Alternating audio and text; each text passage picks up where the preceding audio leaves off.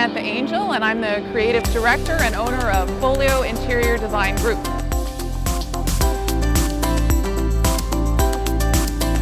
I'm Kobe Ladner, and I am the Senior Design Consultant for Folio. I'm Peter Mansigal. I'm the Senior Interior Design Consultant with Folio Design Group.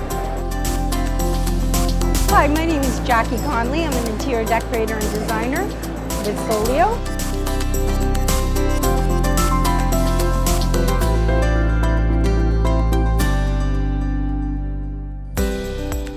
There's a real trick in getting consensus with condo boards.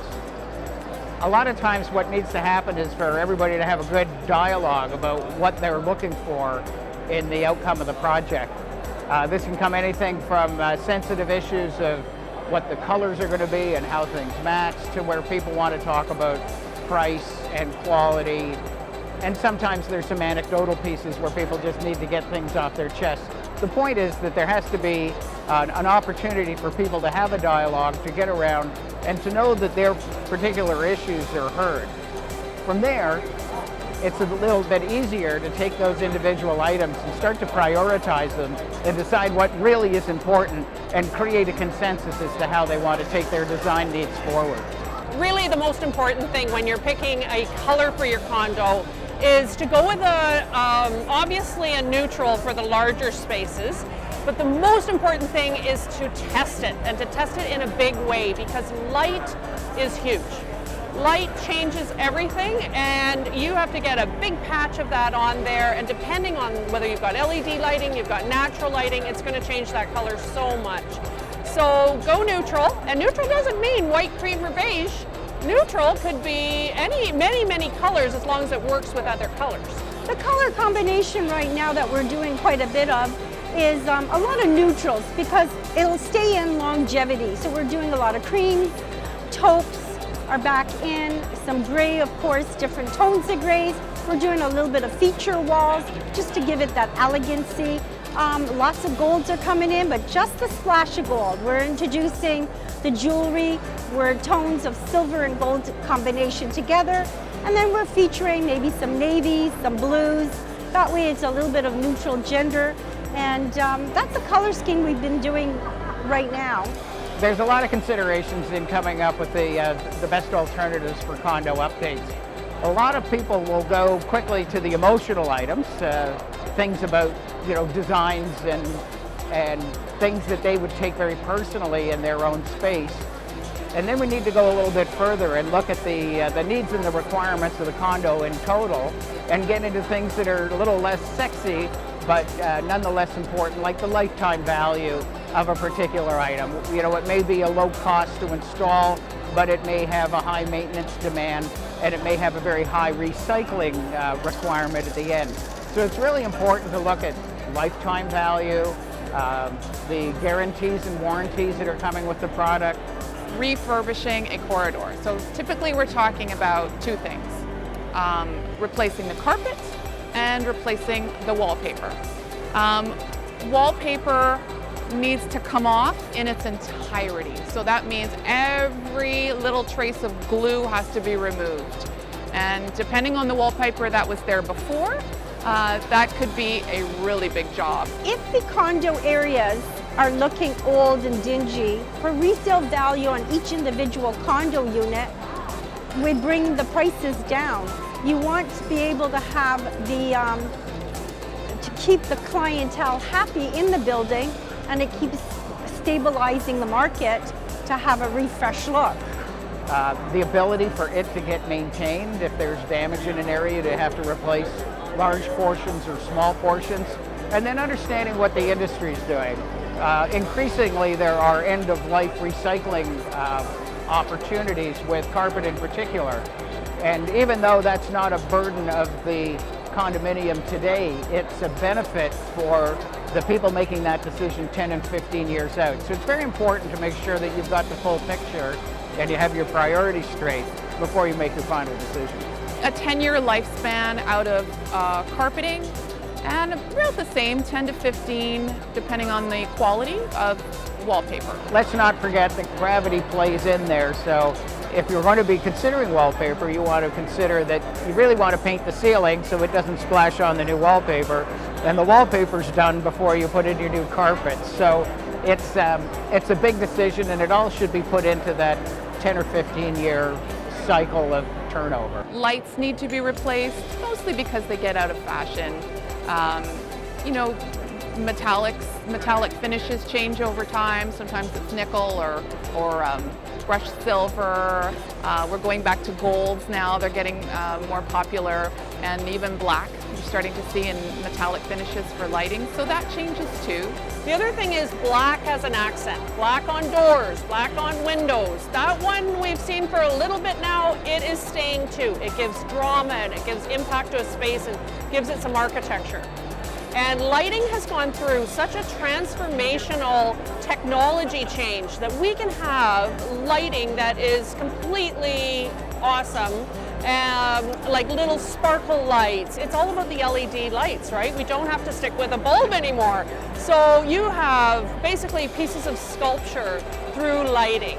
Carpet tile is getting more and more popular because it is because of the practicality. So some areas which receive heavy use, you can just pop those tiles out and replace them with fresh tiles. Carpet tile we mostly associate with places like this, convention centers or office floors, but they are gaining in popularity, and some of the manufacturers now coming out with carpet tile, they're really expanding the range of designs, and there's some very exciting possibilities and combinations that you can apply to corridors. Floors are so important to this industry. They are still staying light. Okay, we're not going back to the dark wood floors anytime soon. They are staying light. They've been light for a while. They're going to stay for a while. Raw organic materials. So, you know, everything's kind of cool and contemporary, and then you have this really organic table or a piece of furniture or anything that gives it that natural organic feel to it. That's also really, really big.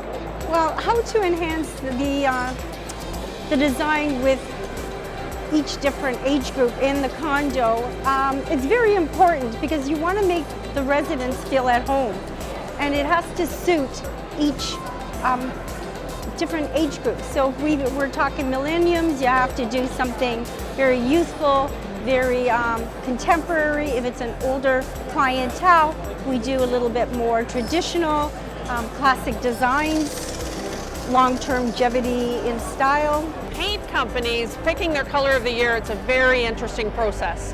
It involves so many things. It is something that's in the zeitgeist. It's something that's in the world that they look at all the factors, including politics, what's happening in the economy, what's the general mood of things, what's going on in fashion.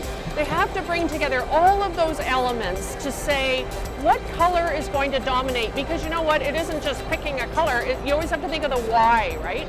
Why do colors come into play at certain periods of our time? Why in the 70s were things all warm and glowing? It's a real science, it's very interesting, and it involves all the parts of life. When it comes to fire ratings, there are new regulations coming, and everybody in the condo industry is aware. We have Toronto leading the way, and some of the new recommendations and regulations coming from the Toronto Fire Chief's office state that, for example, in the case of soft furnishings, they're even recommending that buildings have no soft furnishings at all. This is, you know, that's the most extreme scenario. There are exceptions for areas that are heavily sprinklered, and but in general, fire ratings are essential for every material that you're now putting in high-rise buildings. There are some really exciting design trends coming up for 2019. My favorite one, and I think the one that will impact the condo business the most, is this idea of bookmarking stone. So stone, as we know, often has a grain to it, and there's a way now to slice it in half, bookmark it together, like if you imagine you open a book, and it becomes art because you get this wonderful shape. That I can see awesome applications for the condo industry. Also lucite furniture. Beautiful lucite furniture. It's hard, but it's interesting. It's got all kinds of great ideas you could work with in the condo industry. I'm here today with Mr. Murray Johnson, Vice President at Crossbridge Property Management. And I wanted to ask you, Murray, the condo multi-residential high-rise is kind of a unique situation when it comes to interior design, and if buildings are refurbishing their spaces. What can you tell us about the role a designer can play when it comes to addressing some of the challenges that a building might be facing? Samantha, I'm so glad you asked that question. We see so many times that service providers, whatever the field may be, they come in, they have a product, they sell it to a small group of people, and then they leave. You know, these lobbies and amenities are a reflection and first impression of people's homes. And so it's really critical that you don't limit the design to just a board of directors. If you can talk to owners, and I know as a designer that you understand, there are different demographics. You have a building that are young professionals, and it's quite different than starting to get away from the downtown core. We get a little older as we get out there, a little grayer. And so understanding the demographics and creating a design that people can be proud of. When my guest comes, they're not knocking on my front door, they're stepping into my lobby. Right. And the potential purchaser is walking through the lobby, the gym, the amenity room, the party room, whatever it may be. That's what they're going to buy before they even see the suite. You have a very important role, and I think part of that role is educating boards to understand that it's not just a group of 3 or 4 people. We're designing something for 500 people. Definitely. Yeah, it's a challenge for sure. Well, I appreciate you talking to us today. My pleasure. Thank you.